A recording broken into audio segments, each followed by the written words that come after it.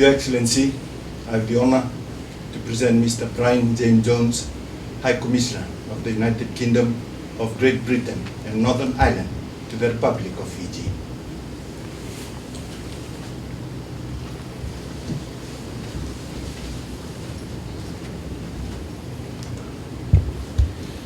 Your Excellency, I have the honour to present a letter of credence which Her Majesty the Queen has addressed to Your Excellency, accrediting me as the High Commissioner of Great Britain and Northern Ireland to the Republic of Fiji.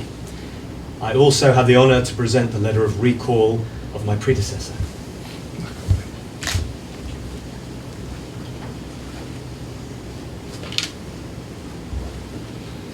Your Excellency, I am pleased to receive your credentials, and I welcome you mostly to the Republic of Fiji and wish you happy and successful mission.